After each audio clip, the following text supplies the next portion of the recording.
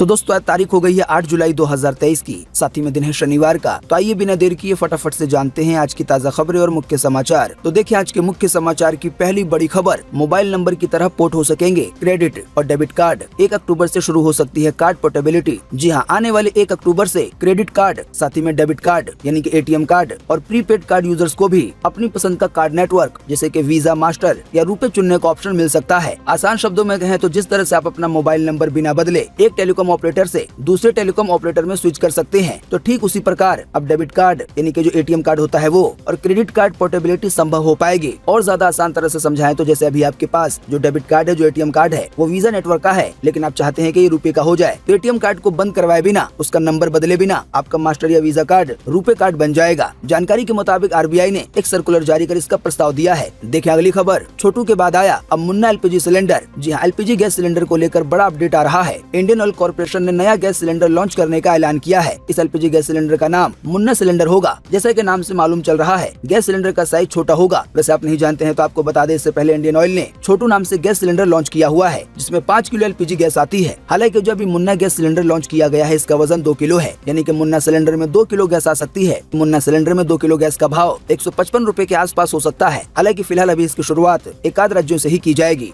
देखिए अगली खबर, नितिन गडकरी का है ये धांसू प्लान। फाटक गिराकर हाईवे पे रोकेंगे ट्रैफिक, फिर उतरेगी फ्लाइट, यानी कि हाईवे और एक्सप्रेसवे बन जाएगा एयरपोर्ट। जी हाँ, केंद्रीय सड़क परिवहन और राजमार्ग मंत्री नितिन गडकरी अपने इनोवेटिव आइडिया के लिए जाने जाते हैं। आपको बता दें, उन्हीं के नेतृत्व में देश के हर इलाके में एक्सप्रेसवे का जाल बिछाया जा रहा है, ताकि गाड़ियों के जरिए आवाजाही दूर दराज के इलाकों में भी आसान हो जाए। आपको बता दें, इसी बीच केंद्रीय मंत्री ने एक्सप्रेसवे को कमर्शियल फ्लाइट के लिए रनवे के रूप में इस्तेमाल करने का एक अनोखा कॉन्सेप्ट दिया है। बताया गया इसके जरिए दूर दराज इलाकों को हवाई यात्रा से जोड़ने में सहायता मिलेगी। आइए अब झटपट से आपको बताते हैं उनका आइडिया। बात यह है कि देश भर में एक्सप्रेसवे और हाईवे पर 35 एयर स्ट्रिप का निर्माण किया जा रहा है। अब जो लोग एयर स्ट्रिप के बारे में नहीं जानते हैं, उन्हें आसान शब्दों में बता दें कि देश में कई ऐसे हाईवे बनाए जा रहे हैं, कई ऐसे एक्सप्रेसवे बनाए जा रहे हैं, जिनमें एक छोटा सा हिस्सा ऐसा बनाया जा रहा है जहाँ पे लड़ाकू विमान उतर सकते हैं। जानकारी के मुताबिक ऐसा इसलिए किया जा रहा है ताकि कभी आने वाले भविष्य में अगर कोई आपात स्थिति होती है, तो ऐसे में किसी लड़ाकू विमान को वहाँ पे उतरना है तो वो एयरपोर्ट के बजाय हाईवे या एक्सप्रेसवे पे ही उतर सकता है, यानी कि एक्सप्रेसवे के उसी हिस्से पर जिसको मजबूत बनाया गया है हवाई जहाज को देखते हुए। तो इसी तरह से देश भर में जो एक्सप्रेसवे बनाए जा रहे हैं, जो हाईवे बनाए जा रहे हैं, तो इनमें से कईयों पर एयर स्ट्रिप बनाया जा रहा है और इनकी कुल संख्या 35 है। 15 एयर स्ट्रिप तो ऐसे हैं जो बनकर तैयार हो गए हैं। तो इसी बीच ही बात सामने आई है कि नितिन गडकरी की योजना है कि एयर स्ट्रिप का इस्तेमाल आपात स्थिति में केवल लड़ाकू विमानों को उतारने या उड़ान भरने के लिए न किया जाए, बल्कि इनका इस्तेमाल नियमित हवाई पट्टे के तौर पे किया जाए। उनके कहने का मतलब है, ऐसे में इन एयर स्ट्रिप का इस्तेमाल बतौर एयरपोर्ट किया जा सकता है। नितिन गडकरी ने यह भी बताया है कि जिन इलाकों में एयरपोर्ट काफी दूर है और एक्सप्रेसवे और हाईवे करीब है, वहाँ पर इन एयर स्ट्रिप का इस्तेमाल एयरपोर्ट के रनवे के रूप में किया जा सकता है। इसी बीच उन्होंने ये मिसाल देकर समझाया कि आखिर ये कैसे संभव होगा कि उसी रोड पर गाड़ियां चल रही हैं और उसी रोड पर प्लेन को भी उतरना है। तो नितिन गडकरी ने समझाते हुए कहा है कि जिस तरह से ट्रेन के आने पर रेलवे का फाटक बंद कर दिया जाता है और ट्रेन जाने के बाद ही उसे खोला जाता है, तो ठीक उसी तरह से एयर स्ट्रिप को कुछ मिनटों के लिए रनवे बनाया जा सकता है। अगर सच में इसे शुरू कर दिया जाता है तो लगभग देश के हर कोने से हवाई यात्रा करना काफी आसान हो जाएगा।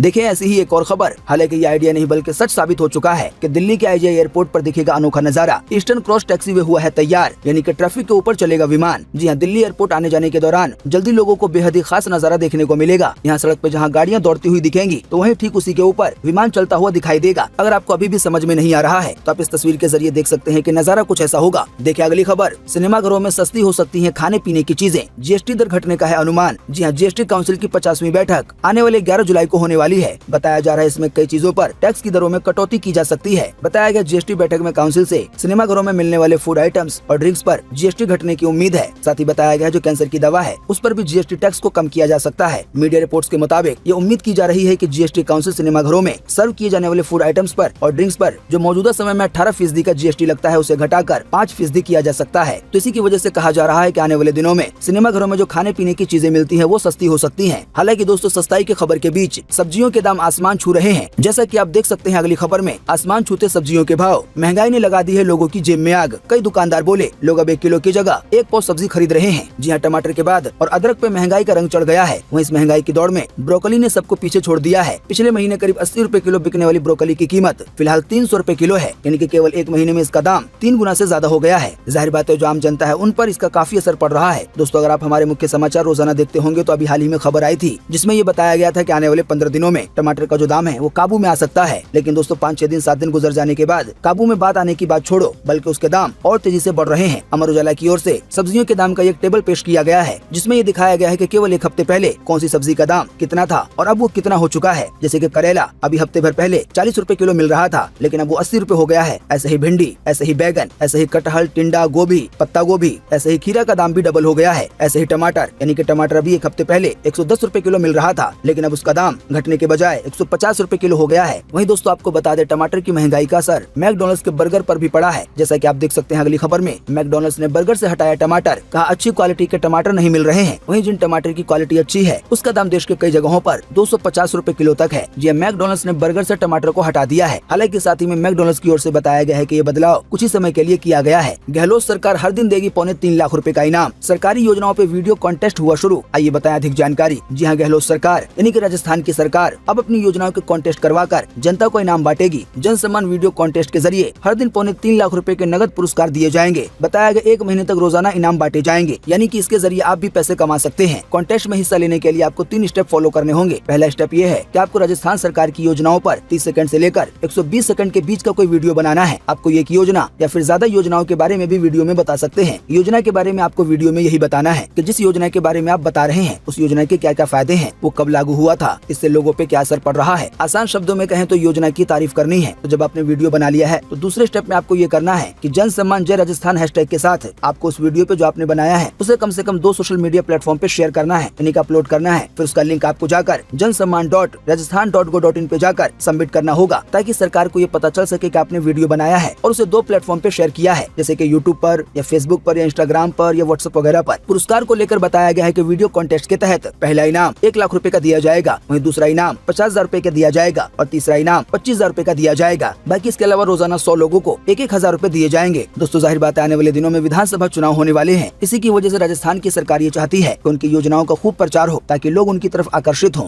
देखिए अगली खबर, ट्विटर ने मेटा को लीगल एक्शन की धमकी दी। एलन मस्क बोले कंपटीशन ठीक है पर चीटिंग सही नहीं है। अभी हाल ही में 2 दिन पहले लॉन्च हुआ है थ्रेड्स, जो है ट्विटर का अल्टरनेटिव, यानी कि बिल्कुल ट्विटर की तरह काम करता है। जी हाँ, मेटा यानी कि फेसबुक की नई माइक्रो ब्लॉगिंग साइट जिसका नाम थ्रेड्स है, इसकी लॉन्चिंग अभी हाल ही में हुई है। हालांकि लॉन्चिंग होने के तुरंत बाद ही ट्विटर की ओर से फेसबुक को लीगल नोटिस भेजा गया है। ट्विटर के वकील ने मेटा के सीईओ मार्क जुकरबर्ग को भेजे नोटिस में ट्विटर के पूर्व कर्मचारियों को नौकरी पर रखकर उनके बिजनेस सीक्रेट्स और इंटेलेक्चुअल प्रॉपर्टी को गैर कानूनी रूप से इस्तेमाल करने का आरोप लगाया है। दोस्तों जैसे कि शायद आप जानते होंगे, अभी हाल ही में कुछ महीने पहले जब एलन मस्क ने ट्विटर को खरीदा तो उन्होंने कई सारे कर्मचारियों को काम से निकाल दिया। तो अब ट्विटर की ओर से ही ऐसा आरोप लगाया जा रहा है कि अभी हाल ही में फेसबुक कंपनी ने यानी कि मेटा ने जो ट्विटर जैसा ऐप लॉन्च किया है, तो उसको बनाने के लिए ट्विटर के पूर्व कर्मचारियों का इस्तेमाल किया गया है, यानी जिनको ट्विटर ने निकाल दिया था। इसी की वजह से ट्विटर का ऐसा कहना है कि मेटा ने जो थ्रेड्स नाम का ऐप लॉन्च किया है, जो कि लगभग ट्विटर की तरह काम करता है, तो ये ट्विटर का कॉपी कैट है। तो इसी की वजह से मार्क जुकरबर्ग को नोटिस भेजा गया है कि उन्होंने ट्विटर का कॉपी किया है उन्हीं के कर्मचारियों को रखकर। एलन मस्क का कहना है कि कर्मचारियों से कई अंदर की बातें भी पता कर ली गई हैं और ट्विटर जैसा ऐप बना के तैयार कर दिया गया है। इसी कड़ी में एलन मस्क ने कहा है कि कंपटीशन तो ठीक है लेकिन चीटिंग सही नहीं है। बाकी दोस्तों आप इसी वीडियो के नीचे कमेंट बॉक्स में कमेंट करके बताएं कि फेसबुक यानी कि मेटा के मालिक ने जो किया है, तो आपके हिसाब से क्या ये सही है। अपना जवाब इसी वीडियो के नीचे कमेंट बॉक्स में लिखना ना भूलें।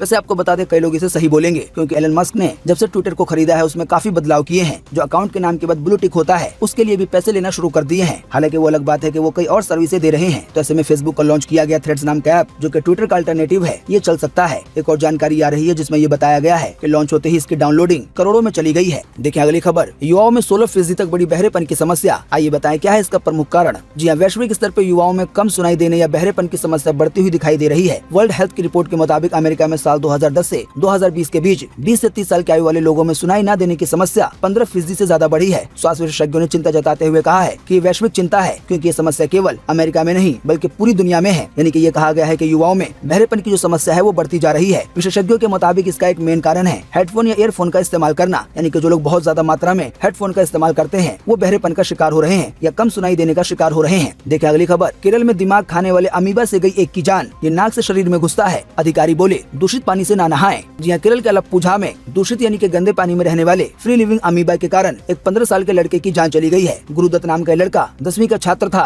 दोस्तों आप आसान शब्दों में समझने के लिए अमीबा को एक कीटाणु मान सकते हैं जो कि गंदे पानी में पाया जाता है। इसी की वजह से एक्सपर्ट्स का ऐसा कहना है कि जो दूषित पानी है यानी कि जो गंदा पानी है उससे ना नहाएं, क्योंकि अमीबा नाम का ये कीटाणु नाक के जरिए शरीर में घुसता है और अब तो इससे मौत का मामला भी सामने आ गया है। तो सावधान रहिए। देखिए अगली खबर, बालासोर ट्रेन हादसे में 3 रेल अफसर हुए अरेस्ट। सीबीआई ने इन पर गैर इरादतन हत्या और सबूतों को मिटाने का केस दर्ज किया है। जहाँ ओडिशा के बालासोर में पिछले महीने हुए ट्रिपल ट्रेन हादसे में सीबीआई ने अभी हाल ही में बीते शुक्रवार को 3 रेलवे कर्मचारियों को गिरफ्तार किया है। इनमें सीनियर सक्सेशन इंजीनियर, इसके अलावा कई और शामिल हैं। तीनों पर गैर इरादतन हत्या और सबूत मिटाने के आरोप हैं। शायद आपको पता होगा, इस हादसे में 293 लोगों की जान चली गई थी और 1000 से ज्यादा लोग घायल हुए थे। तो इसी कड़ी में 3 अफसरों की कुछ गलती निकली है, इसी की वजह से इन्हें गिरफ्तार कर लिया गया है। देखिए अगली खबर, यह 5 करोड़ रुपए वाला आईफोन 14 प्रो मैक्स। आइए बताएं इसमें ऐसा क्या खास है। जी एप्पल का आईफोन 14 प्रो मैक्स अब तक का सबसे महंगा फोन है, जिसकी भारत में कीमत 1,39,999 रूपए है, यानी कि लगभग 1,40,000 रूपए। हालांकि कैवियर द्वारा customise iPhone 14 Pro Max diamond यानी कि हीरो से जड़ा हुआ है। इस वेरिएंट की कीमत $6,16,000 है, जो लगभग 5 करोड़ रुपए बनते हैं, यानी कि Lamborghini Huracan evo super car की कीमत से भी ज्यादा है, जिसका दाम अभी वर्तमान में 3.7 करोड़ है। बताया गया असल में इस फोन में पीछे के हिस्से में एक पेंडेंट चिपका हुआ है। ये पेंडेंट प्लेटिनियम के साथ साथ सफेद सोने से तैयार किया गया है। जी अभी तक आपने आमतौर पर सुनहरे रंग का सोना देखा होगा, लेकिन जो इसमें सोना इस्तेमाल किया गया है वो सफेद सोना है। इसके अलावा भी इसमें कई हीरे लगाए गए हैं। देखिए अगली खबर, मुख्यमंत्री शिवराज ने पेशाब कांड पीड़ित आदिवासी के पैर धोए, हाथ पकड़कर सीएम हाउस ले गए, आरती उतारी और बोले मैं माफी मांगता हूँ। जी एमपी के सीधी जिले में पेशाब कांड पीड़ित आदिवासी युवक अभी हाल ही में बीते गुरुवार को सीएम शिवराज से मिलने पहुंचा। सीएम हाउस में मुख्यमंत्री शिवराज सिंह चौहान पीड़ित आदिवासी का हाथ पकड़कर उसे भीतर ले गए, कुर्सी पे बैठाया और खुद अपने हाथों से बैठकर पैर धोए, आरती भी उतारी, तिलक भी लगाया और माफी मांगी। दोस्तों आपको बता दें, ये वही कांड है जिसके बारे में अभी हमने आपको हाल ही में बताया था कि एक बीजेपी कार्यकर्ता ने शराब के नशे में धुत होकर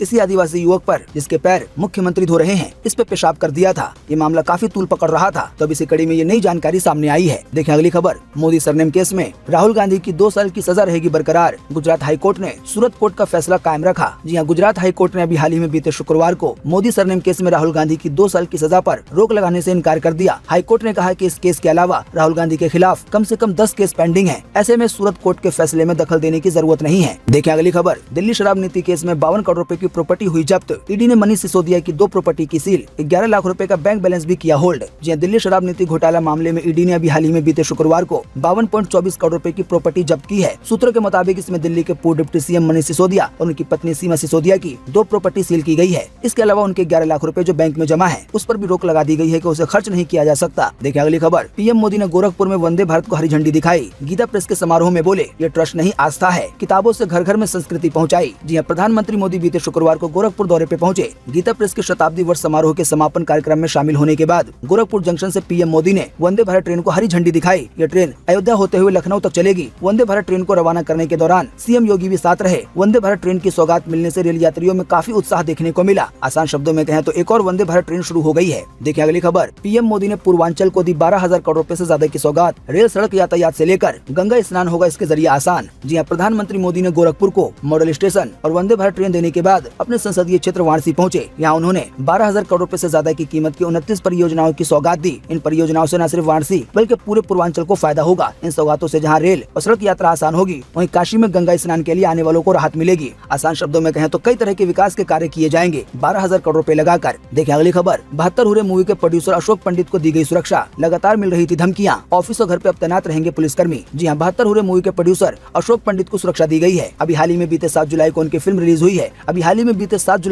रिलीज हुई है। मुंबई पुलिस की तरफ से उनके घर और ऑफिस की सुरक्षा बढ़ाई गई है। वहाँ 24 घंटे पुलिसकर्मी तैनात रहेंगे। दोस्तों आप नहीं जानते हो तो आपको बता दे, 72 हुर्रे मूवी इस बात पे बेस करके बनाई गई है। इस पे आधारित है कि कैसे युवक का ब्रेन वॉश करके उसे 72 हुर्रों का लालच देकर या जन्नत वगैरह का लालच देकर फिदाइन हमलावर बना दिया जाता है। यानी कि वो ऐसा हमलावर होता है जो खुद ही अपने बदन पे बम को लपेटता है और कहीं जाकर बटन दबा देता है। खुद तो मरता ही और दूसरों को भी ले मरता है। देखिए अगली खबर, मिथुन चक्रवर्ती की मां शांति रानी का हुआ निधन। फिल्मी और राजनीतिक हस्तियों ने शोक जताया। अभी हाल ही में 3 साल पहले मिथुन चक्रवर्ती ने अपने पिता को भी खोया था। जी मिथुन चक्रवर्ती की मां शांति रानी चक्रवर्ती का अभी हाल ही में बीते शुक्रवार को निधन हो गया। मिथुन के सबसे छोटे बेटे नमाशी ने इस खबर की पुष्टि की। उनके निधन पर फिल्म इंडस्ट्री और राजनीतिक जगत के लोगों ने शोक जताया। इनमें कई नाम शामिल हैं। एक एक के बारे में बताऊंगा तो वीडियो काफी ज्यादा लंबा हो जाएगा। देखिए अगली खबर, पुष्पा 2 मूवी में आइटम नंबर करती नजर आएंगी उर्वशी रौतेला। 3 मिनट के गाने के लिए चार्ज किए हैं 3 करोड़ रुपए। जी अल्लू अर्जुन इन दिनों फिल्म पुष्पा 2 की शूटिंग में जुटे हुए हैं। इसी बीच चर्चा है कि इस मूवी में बॉलीवुड एक्ट्रेस उर्वशी रौतेला का एक आइटम नंबर होगा। वहीं एक रिपोर्ट की माने तो केवल 3 मिनट के आइटम नंबर के लिए उर्वशी ने 2 से 3 करोड़ रुपए तक चार्ज किए हैं। देखिए अगली खबर, यूपी में 2 दिन होने जा रही है बहुत भारी बारिश। IMD ने कहा तुरंत अलर्ट हो जाएं। जी उत्तर भारत में अगले 4 से 5 दिनों तक भारी बरसात के संकेत हैं। इसी के साथ उत्तर प्रदेश में आज 8 जुलाई और कल 9 जुलाई के बीच बहुत भारी बारिश होगी। दोस्तों आइए आपको इसी कड़ी में लगे हाथों बताते हैं कि आज 8 जुलाई 2023 को देश भर में कैसा रहेगा मौसम का हाल। स्काईमेट वेदर ने जारी किया है ये अपडेट। तो स्काईमेट वेदर के अनुसार अगले 24 घंटों के दौरान गुजरात में, कोंकण में, गोवा में, तटीय कर्नाटक में, केरल में और तेलंगाना के कुछ हिस्सों में, साथ ही में विदर्भ में, दक्षिण मध्य प्रदेश में और छत्तीसगढ़ छत्तीसगढ़ के कुछ हिस्सों में मध्यम से भारी बारिश हो सकती है। इसके अलावा उप हिमालय पश्चिम बंगाल, सिक्किम, असम के कुछ हिस्से, अरुणाचल प्रदेश, लक्षद्वीप, अंडमान निकोबार द्वीप समूह और दक्षिण पश्चिमी राजस्थान में हल्की से मध्यम बारिश होने की संभावना है।